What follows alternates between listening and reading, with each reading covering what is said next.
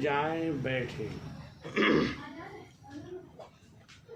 حالانکہ حکم تو یہ ہونا چاہیے کہ نبی ہیں، نبی کی مجلس میں پوری دنیا کو بیٹھنے کا حکم ہے، لیکن یہاں اللہ پاک نے ذاکرین کی، اللہ کو یاد کرنے والوں کی عزت افزائی کر کے جب کوئی دنیا میں محفلیں ہوتی ہیں یا مجلسیں ہوتی ہیں یا کانفرنسیں ہوتی ہیں، اگر کوئی بڑا آدمی ان میں آ جائے تو کانفرنس کی عزت دوبالا ہو جاتی ہے۔ ویسے یوں عام آدمی کرتا رہتا ہے، لیکن اگر کسی دانشور یا کسی اچھے انسان کو اپنی سوسائٹی اور مجلس میں بلا لے تو مجلس کی عزت بڑھ جاتی ہے۔ انہوں نے بلایا بھی نہیں، وہ تو بس اللہ کی طرف متوجہ ہیں اور اللہ کو پیار آیا ان بندوں پہ تو آیت نازل اتاری اور کہا جاؤ دیکھو اپنی مسجد میں کچھ لوگ ہم سے دوستی کرنا چاہتے ہیں۔ اے نبی کیا فرمایا؟ ہم تمہیں ایک بات کہتے ہیں، تم کبھی بھی اپنے آپ کو ان سے علیحدہ نہ کرنا۔ سبحان اللہ۔ اے نبی ہم تم کو ایک بات کہتے ہیں کہ جو لوگ اللہ کا ذکر کرتے ہیں، اللہ کو یاد کرتے ہیں، اے میرے پیارے محمد اپنے آپ کو کبھی ان سے علیحدہ مت کرنا۔ کیسے خوش نصیب لوگ ہیں وہ جن کو اللہ نے اپنے نبی کو ان کی مجلس میں بیٹھنے کا حکم کیا ہے، اور خود نبی کریم صلی اللہ علیہ وسلم نے ارشاد فرمایا خوش نصیب ہوں میں، میری امت میں اللہ نے ایسے لوگ پیدا فرمائے جن کی مجلس میں مجھے بیٹھنے کا حکم کیا گیا۔ بھائی بیٹھ سن لو بس، اللہ کا نام جاری ہے، آپ اس طرف دیکھو، جتنی عظمت ہوگی اتنا فائدہ ہو جائے گا، جتنا دھیان سے شد و مد کے ساتھ اللہ کا ذکر کرو گے اتنے ہی گناہوں پر ندامت پیدا ہو جائے گی۔ یا ایھا الذین آمنوا اذکروا اللہ ذکرا کثیرا۔ کیا عجیب بات کہی اللہ نے، آمنو اے ایمان والو، اذکروا اللہ ذکرا کثیرا، اللہ نے ہر چیز میں تخفیف قائم کی ہے۔ بھائی یہ رکا بند کر، ان کو کہہ دو چپ ہو گئے، سنو کہتے ہیں کہ اوپر گنجائش نہیں ہے، بس نیچے بیٹھ جاؤ بس۔ اللہ نے ہر کام میں تخفیف قائم کی ہے۔ اے لوگوں اگر زکوٰۃ نہ ہو تو کوئی بات نہیں، تم اس کے نصاب کو نہیں پہنچے اور کمزور ہو کوئی بات نہیں، پھر بھی مسلمان ہو،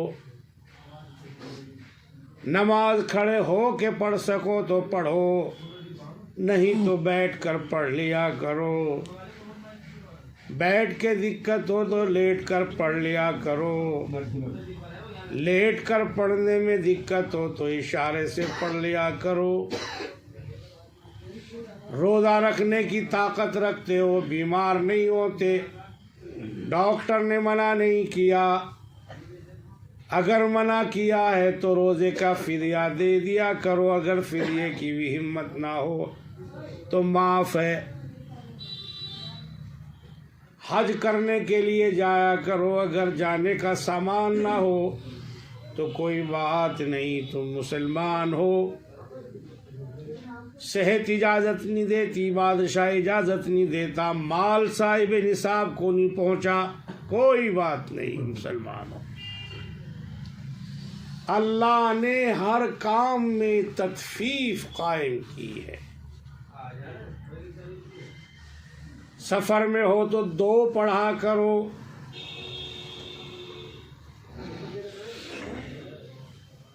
ہر چیز میں، لیکن یہاں اللہ نے جو حکم فرمایا ذکراً کثیرا، اس میں کوئی تخفیف نہیں، کوئی کمی نہیں، چلتے پھرتے اٹھتے بیٹھتے پاک نہ پاک۔ روزے کے لیے بھوکا رہنا شرط ہے، شہوت سے باز آنا، بیوی سے ہم بستری سے باز رہنا شرط ہے، زکوٰۃ کے لیے صاحب نصاب ہونا شرط ہے، حج کے لیے ساری شرطیں ہونا شرط ہے، نماز کے لیے بدن کا پاک ہونا، کپڑے کا پاک ہونا، جگہ کا پاک ہونا، سطر کا چھپانا، قبلے کی طرف منہ کرنا، نیت کرنا، یہ ساری چیزیں ضروری ہیں۔ وضو نہیں ہے تو نماز نہیں ہے۔ لیکن اللہ فرماتا ہے پاک نہ پاک، کھڑے بیٹھے اٹھے لیٹے بیٹھے، ذکراً کثیرا، کوئی کمی نہیں ہے، آپ کو ہر وقت مجھے یاد رکھنا ہے، میرا نام لینا ہے، تاکہ تمہارا کنیکشن میرے ساتھ جڑا رہے، سبحان اللہ، تم پہ غفلت طاری نہ ہو۔ اللہ حکیم ہے، اللہ حکیم ہے، اور جب کوئی مالک کسی مریض کا علاج کرتا ہے اس کے لیے دوائیاں تجویز کرتا ہے، فلاں دوائی کھانی، فلاں دوائی کھانی، آرام شروع ہو جائے، آرام شروع ہو جائے، دوا کم ہو جاتی ہے اور ڈاکٹر کہتا ہے کہ یہ ایک گولی ہر حال میں آپ کو لینی ہوگی، کبھی نہیں چھوڑ سکتے۔ اللہ نے فرمایا کوئی بھی حال ہو تم میرا یاد کرنا نہیں چھوڑ سکتے، اسے کثرت سے کرنا ہے، اس میں کوئی کمی نہیں کرنا۔ مجھے نہیں پتا آپ لیٹے ہو، مجھے نہیں پتا آپ بیٹھے ہو، سختی کر دی ولا تطیع من اغفلنا قلبہ عن ذکرنا، جو دل اندھیرے میں ہے، جو دل دھوکے میں ہے، جو دل غفلت میں ہے، جو دل اللہ کی یاد سے دور ہے، محمد ان کے پاس کو بھی نہ گزرو۔ کیا مطلب؟ اللہ ان سے کبھی راضی نہیں ہوتا جو خدا کو نہیں پکارتے، اور اللہ محبت کرتا ہے اس آدمی سے، میرے بندے تجھے پتا نہیں، جب تو مجھے یاد کرتا ہے تو جس طرح آج فینسی لوگ اپنے گھروں میں گھنٹی لگاتے ہیں اور ہر آنے والی کی آمد کا ان کو معلوم رہتا ہے، اس طرح اللہ نے بھی اپنے یہاں ایک گھنٹی لگا رکھی ہے۔ حدیث میں آیا کہ جب بندہ کلمہ پڑھتا ہے تو وہ ستون ہلنے لگتا ہے، وہ گھنٹی بجنے لگتی ہے۔ دیکھیے دیکھیے فرشتوں کیا ہوا، کیوں بج رہی ہے؟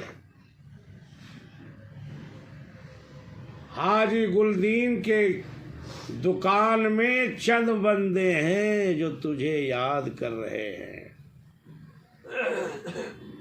بس تو پھر بات یہ ہے کہ اگر وہ مجھے یاد کر رہے ہیں، اللہم اشہد، ہائے ہائے میرے مالک تجھے بھی گواہی کی ضرورت پیش آ رہی ہے،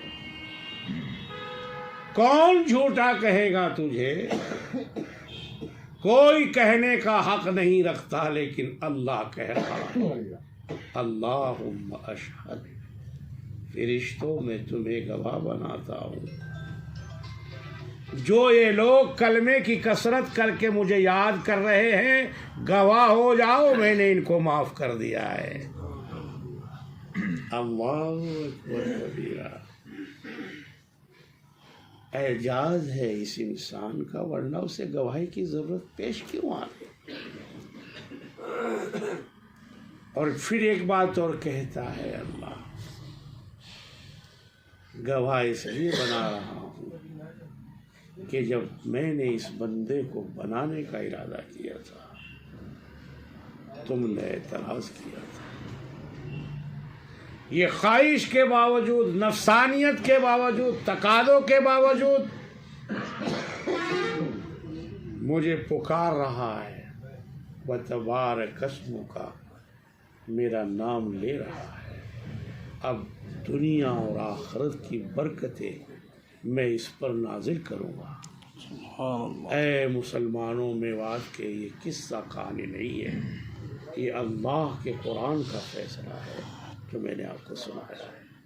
اللہ عظمت کی توفیق عطا فرمائے۔ آمین۔